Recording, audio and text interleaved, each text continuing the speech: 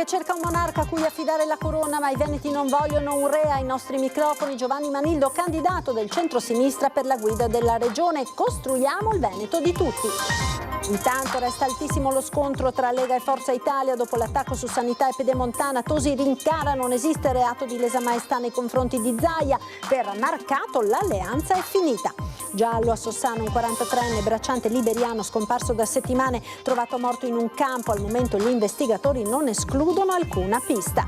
Recuperato nell'Adige a Rosolina il corpo senza vita di una donna in avanzato stato di decomposizione. Indagini in corso per capire se si tratta di Clara Rossignoli, la 79enne veronese scomparsa da aprile.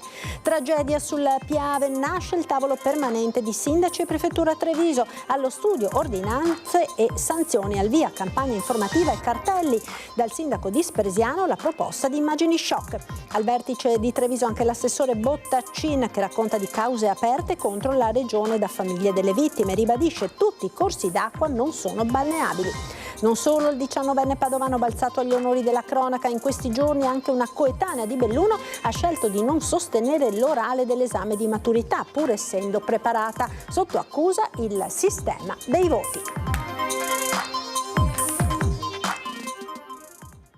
Buonasera e ben ritrovati con l'edizione del Veneto dei nostri telegiornali. Questi dunque i titoli, ma cominciamo subito con la cronaca, perché è giallo sul ritrovamento del corpo senza vita di un bracciante liberiano in un campo di mais. Al momento gli investigatori non escludono alcuna pista. È accaduto a Sossano, nel Vicentino.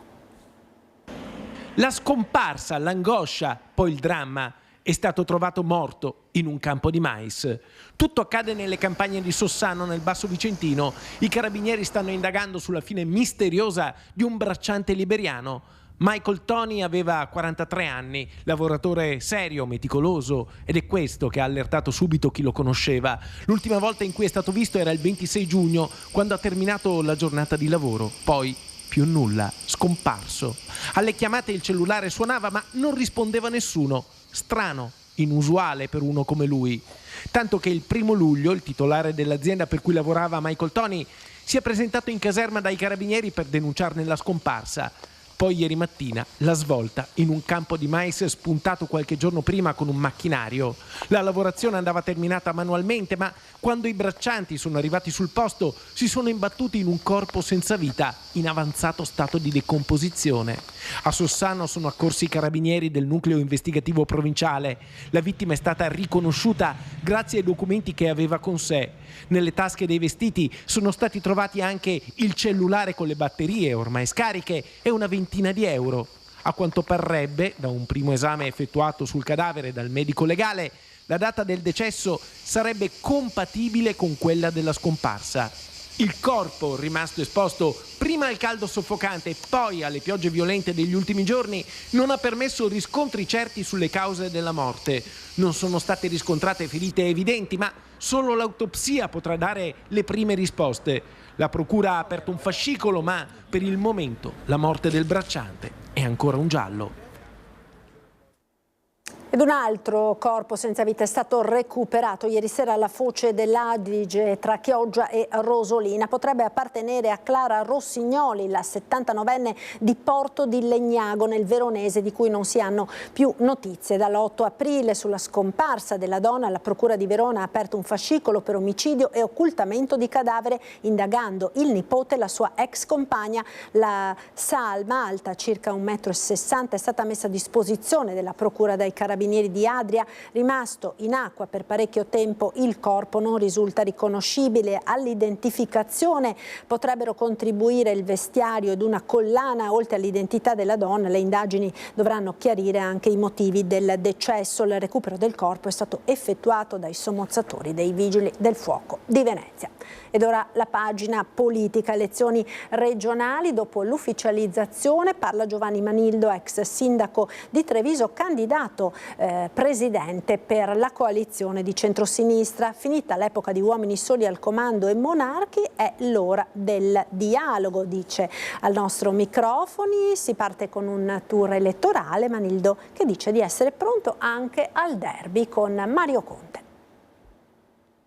Pronto, emozionato e onorato di essere il collettore di una collezione molto ampia, di essere riuscito a unire e di prendere il testimone di un percorso avviato che unisce le diversità, diverse visioni di Veneto e che ha voglia di costruire una nuova pagina. È finita l'epoca dei monarchi e degli uomini soli al comando, si deve inaugurare una stagione più partecipativa di un governo più condiviso. Emozioni private, obiettivi pubblici, queste le prime dichiarazioni da candidato presidente del Veneto per il centrosinistra di Giovanni Manildo, ospite della nostra emittente a San Biagio di Callalta. Unità, la parola più usata dall'ex sindaco di Treviso, avvocato, padre di 3 figli, anima dem proveniente dalla sinistra cattolica, con priorità ben chiare per il Veneto del futuro. Ambiente, giovani, lavoro e sanità.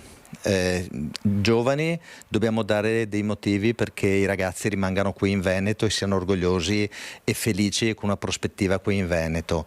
Lavoro e sviluppo economico perché deve crescere la capacità di creare lavoro delle imprese. L'ambiente perché dobbiamo prenderci cura del nostro territorio, la transizione ecologica è una realtà. La sanità, la dico per ultima ma è fondamentale, dobbiamo avere il diritto alla salute per tutti, dobbiamo eliminare delle liste d'attesa, dobbiamo garantire la dignità delle persone che lavorano all'interno della sanità e questa è un'assoluta priorità. Contenuti e valori che saranno trasmessi nel corso di un lungo tour elettorale che toccherà territori, comunità e aziende. Il programma, fitto, fittissimo, è in corso di definizione, questione anche di metodo. È necessario un modello di governo partecipato, mi posto questa esperienza da sindaco nel 2013 mi ero candidato con l'idea del sindaco di tutti, è un'idea che poi è passata ed è diventata anche un mantra anche di altre persone. È un'avventura sicuramente difficile, ma la consapevolezza che c'è la possibilità di scrivere una nuova pagina del Veneto è entusiasmante per me e per tutti.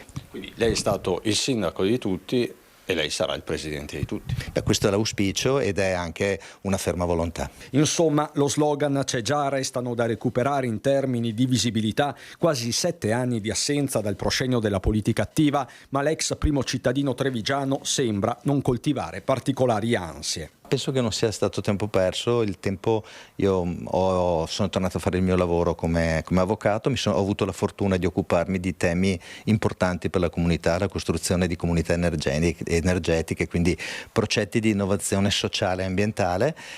Sicuramente è un modo diverso di fare il servizio pubblico. Altro capitolo, la rappresentanza dei territori. Manildo risponde così ai mal di pancia iniziali dei Dem padovani e veronesi che volevano un loro candidato. Da campanellista dico che è bello che Treviso sia al centro dello scacchiere veneto, ma a parte gli scherzi, penso che i dibattiti interni portano sempre ricchezza, quando si superano determinate criticità c'è sempre una proposta più consapevole. E a proposito di un presunto trevisocentrismo, l'apoteosi potrebbe arrivare con una sfida diretta contro l'avversario di una vita, quel Mario Conte che gli è succeduto alla guida del capoluogo della Marca, che se da un lato si è chiamato fuori dai giochi regionali, dall'altro resta uno dei nomi sul tavolo. Lei la vede questa sfida, Giovanni Manildo, Mario Conte, è un déjà vu? Sarebbe un derby e i derby sono sempre belli perché vince lo sfavorito. Con Manildo abbiamo trovato l'unità mentre il centrodestra litiga, così il segretario del PD Veneto si prepara alla campagna elettorale. Il fronte compatto del centrosinistra punta ad allargarsi anche alle forze più di centro di Azione e Italia Viva. Mentre il centrodestra continua a dividersi e a litigare ferocemente, noi come coalizione di forze politiche e civiche del centrosinistra abbiamo individuato la nostra candidatura. Marca la differenza con il centrodestra il segretario regionale del Partito Democratico Andrea Martella, all'indomani del via libera ufficiale del Campo Largo alla candidatura a presidente della Regione del Veneto dell'ex sindaco di Treviso Giovanni Manildo. Coalizione di centrosinistra compatta, si gioca d'anticipo. Noi siamo già pronti a partire più presto possibile. Naturalmente per farlo bisogna anche che venga fissata la data delle elezioni, che ancora invece Zaia e il centrodestra non hanno fissato. Tutt'altro che dettagli, mentre il cantiere Manildo non può dirsi ancora chiuso, si guarda alle forze moderate, Azione e Italia Viva in particolare. Con le altre forze politiche come Italia Viva ed Azione è in corso questo confronto e naturalmente io mi auguro che dia esiti positivi per ampliare l'articolazione della nostra proposta politica. E su sanità e impresa, per esempio, sembra già esserci una convergenza con Azione. Nelle prossime ore i calendiani veneti conferiranno una sorta di mandato esplorativo al segretario Carlo Pasqualetto. Nicolò Rocco, che di Azione è il presidente regionale, detta una prima linea. Azione non fa parte del campo largo, che è un po' il campo che ha prodotto intanto la candidatura di Giovanni Manildo. Questo però non significa che noi non possiamo aggiungerci eventualmente in un secondo momento. Non nascondo che la candidatura di Giovanni Manildo è una candidatura che piace alla base di Azione ed è un profilo che può parlare e interpretare i temi che piacciono ad Azione, quindi lo sviluppo economico, la capacità di pensare a un Veneto non contro Zaia, ma un Veneto oltre Zaia. Intanto il centrodestra è in tilt con un nuovo violento scontro tra Lega e Forza Italia. Abbiamo semplicemente dato dei numeri e evidenziato dei problemi che ci sono. Ripeto, non esiste reato di lesa maestà nei confronti del governatore Zaia. Ci sono tantissime cose che vanno bene, ci sono alcune cose che vanno meno bene. Le cose che vanno meno bene vanno affrontate e ovviamente ormai andranno affrontate dal prossimo governo regionale. Nonostante il fuoco di fila da parte leghista, Flavio Tosi non solo conferma quanto detto su Pedemontana Veneta e sanità, ma rincara la dose. Forte fa intendere dei rilievi mossi dalla Corte dei Conti, innanzitutto quel disavanzo da 49 milioni di euro per il 2024 accumulato sulla superstrada a pagamento, definito una voragine, e poi appunto la sanità con il peso crescente dei privati, soprattutto in certi ambiti, dalla dermatologia all'oculistica. La gran parte sono prestazioni che il sistema pubblico non riesce a erogare nei tempi e quindi uno va privatisticamente e privatisticamente ha speso quasi 4 miliardi, che è una cifra mostruosa se si considera che la sanità pubblica veneta cuba 12 miliardi circa. Fendenti politici in un'estate già elettoralmente torrida, per il leghista Roberto Marcato l'alleanza è al capolinea. E se dobbiamo governare, immaginare di governare la regione Veneto con questi alleati, io francamente la vedo davvero dura. Cioè accusare il presidente Zaia di lasciare delle voragini nel bilancio regionale è di una gravità inaudita. Spero che ci sia un chiarimento quanto prima, altrimenti, come vado dicendo ormai da mesi e forse da troppi mesi, è bene andare da soli, perché tanto mettetevelo in testa, vinciamo comunque. Chiaro? Tosi sembra non scomporsi, certo che gli scossoni non si tramuteranno in frattura. È il prossimo governo regionale, che ne dicano Villanova, che ne dica Marcato e qualcun altro, il prossimo governo regionale vedrà assieme Lega, Fratelli d'Italia e Forza Italia in un rapporto diverso, in un rapporto dove ci si parla, ci si confronta, dove non c'è una parte della maggioranza a cui le cose vengono dette attraverso i giornali. E ci sono poi le dichiarazioni di Zaia, convinto che una sua lista possa valere il 45% dei voti, da sommarsi eventualmente a quelli del Carroccio, più che un'analisi, quella di Tosi, ha tutta l'aria di essere una sfida. Se fra Lega e lista Zaia sono convinti di avere più del 50% da soli, gli conviene assolutamente non stare a perdere tempo con Flavio Tosi e con Fratelli d'Italia, quindi con noi di Forza Italia e Fratelli d'Italia, e andare da soli e vincere tranquillamente, se quel dato è vero. Ancora cronaca, operaio morto in un cantiere per le esalazioni, la CGIL proclama per domani un giorno di sciopero nelle sedi della Salgaim Ecologic di Tezze sul Brenta e Lugo di Campagna Luppia. Abdelmajid, 48 anni. Domani si sciopera per ricordare Abdelmajid e tutte le altre vittime sul lavoro. Incroceranno le braccia i colleghi del 48enne vittima dell'incidente sul lavoro accaduto il 1° luglio all'interno della Salgaim Ecologic di Tezze sul Brenta. L'operaio era intervenuto per risolvere un problema in una cisterna. Le esalazioni gli avevano fatto perdere i sensi. 3 giorni di agonia. Per lui purtroppo non c'è stato nulla da fare. È deceduto il 3 luglio all'ospedale di Bassano. Profondo il dolore e grande lo sconcerto per quell'infortunio costato la vita a un padre di famiglia. La CGIL dice basta morire di lavoro e ha proclamato un giorno di sciopero non solo nello stabilimento di Tezze ma anche nella sede di Lugo di Campagna Lupia. Quest'anno, nel 2025, siamo a più 5% morti sul lavoro rispetto all'anno precedente. È inaccettabile, il vaso è colmo ed è ora di dire basta e di scioperare. Domani a Tezze sul Brenta e a Campagna Lupia, con la collaborazione della segretaria della Fly Venezia Alessandra Frontini, abbiamo deciso di indire uno sciopero su tutti e due i territori. I dati INAIL rivelano che i casi di decessi sul lavoro sono in aumento rispetto al 2024. Perché scioperiamo? Per chiedere basta morti sul lavoro. Il lavoro dovrebbe nobilitare l'uomo e invece lo avvilisce, lo umilia e addirittura gli toglie la vita. Sempre più frequentemente noi non possiamo più accettare, nella maniera più assoluta, di normalizzare questo messaggio, che si può uscire di casa e non tornare dai propri figli, proprio come Abdelmajid. Chiediamo che vengano potenziati gli organi competenti, lo Spisal in questo caso, vengano finanziati a dovere affinché possano svolgere il loro lavoro e controllare. Grave atto vandalico a Montegrotto Terme, dove i residenti di una via si sono svegliati con le ruote delle auto sbullonate.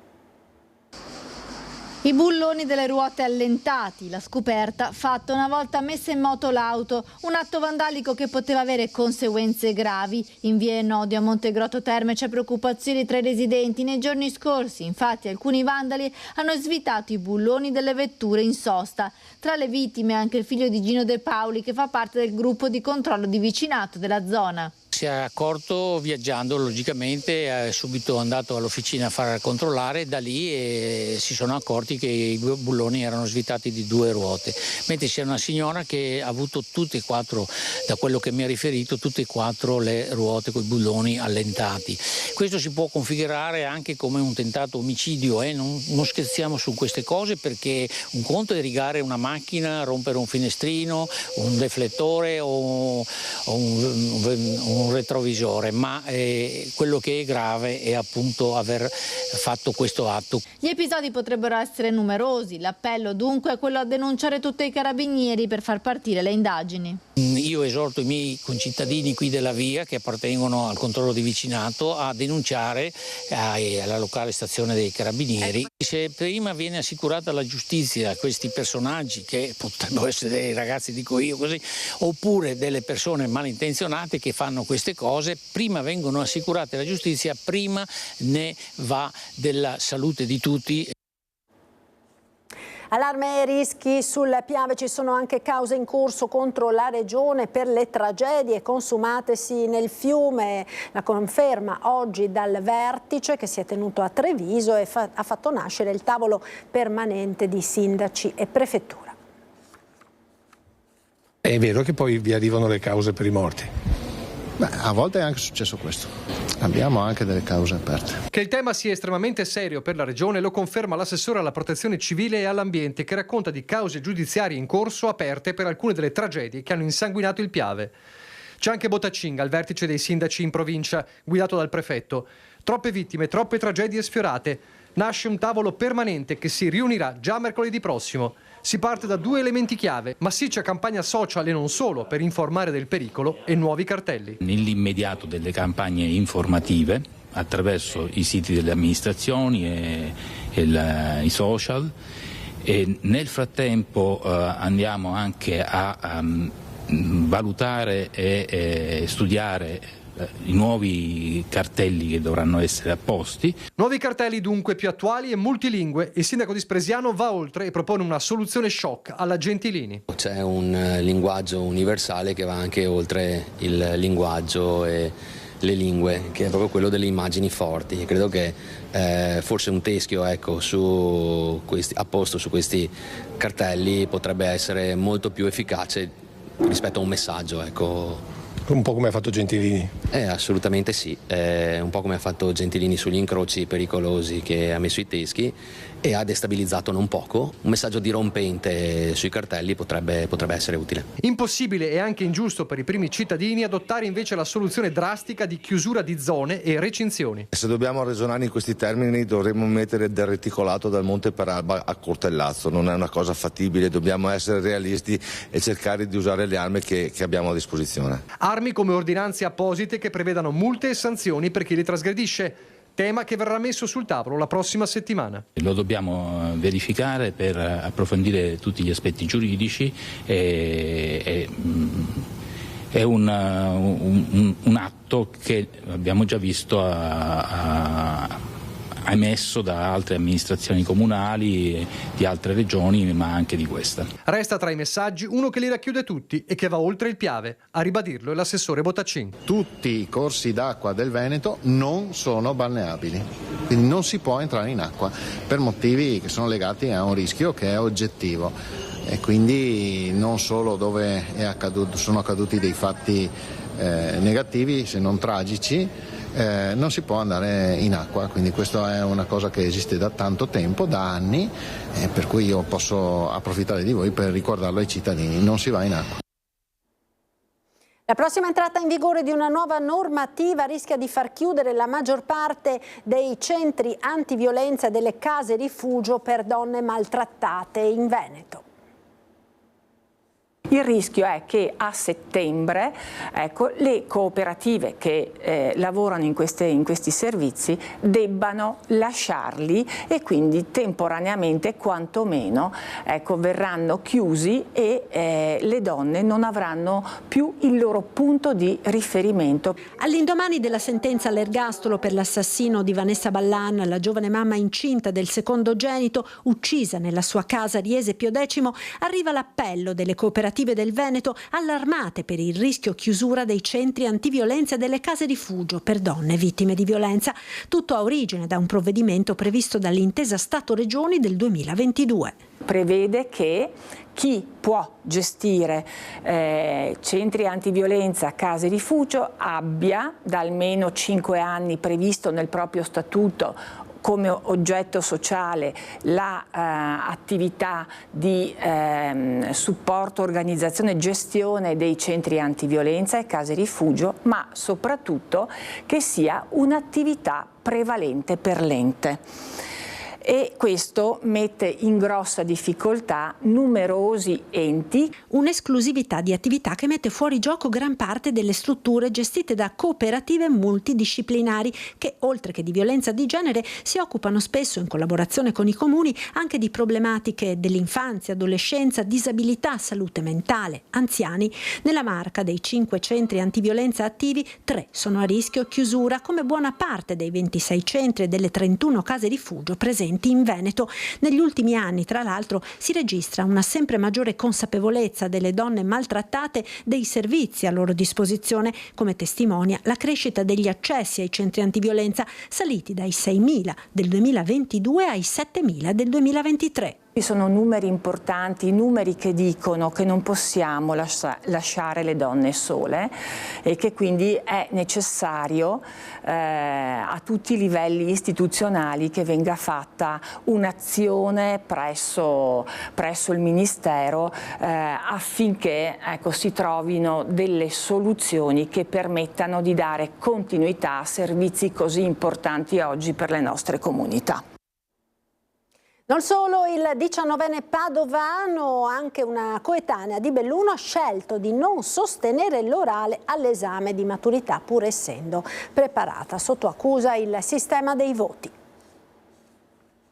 Una maturità diversa. Dopo Gianmaria, ecco Maddalena, un'altra studentessa, ha deciso di presentarsi all'esame di maturità, rifiutando però di sostenere il colloquio. È accaduto al liceo scientifico Galileo Galilei di Belluno, frequentato da Maddalena Bianchi, che ha scelto di non affrontare l'esame orale. Un gesto inaspettato il suo, ma tutt'altro che improvvisato. Davanti alla commissione, Maddalena ha spiegato le sue ragioni con parole semplici ma forti. Ero preparata, ma in questo modo mi sono tolta un peso. Una rinuncia consapevole, come ha poi raccontato, nata da un rapporto complesso con l'esperienza scolastica, non una protesta aperta, ma un momento di sincerità. Qualche prof ha capito, ha detto, lasciando intendere che il messaggio è arrivato a destinazione. Ora Maddalena guarda avanti, nel suo futuro c'è l'università e in particolare il sogno di studiare astronomia. Un gesto, il suo, che divide, ma che apre comunque una riflessione sul significato della scuola e del modo in cui viene vissuta dagli studenti e che fa discutere i docenti. Su Orizzonte Scuola parla il presidente dell'Associazione Nazionale Presidi, che propone che tutte le prove, incluso l'orale, diventino obbligatorie per rispetto delle regole e per evitare fenomeni di emulazione. La prova orale, ben inteso, è obbligatoria per tutti, ma in casi eccezionali e con punteggio già garantito, uno studente può decidere di non affrontarlo purché il punteggio minimo della sufficienza, 60 su 100, sia già garantito. E di queste ore le parole del ministro dell'istruzione Giuseppe Valditara sui casi appunto degli studenti veneti che hanno rifiutato l'orale. Tra le norme che stiamo per varare, dice il ministro, c'è anche una riforma della maturità. Comportamenti di questo tipo non saranno più possibili se un ragazzo non si presenta all'orale o volontariamente decide di non rispondere alle domande dei docenti, non perché non è preparato, quello può capitare, ma perché vuole non collaborare o vuole boicottare l'esame, allora dovrà ripetere l'anno. Queste le parole dunque del ministro Valditara. Ed è tutto per questa edizione, grazie per essere stati con noi. Subito dopo la sigla, come sempre, le previsioni del tempo con il nostro meteo. Arrivederci.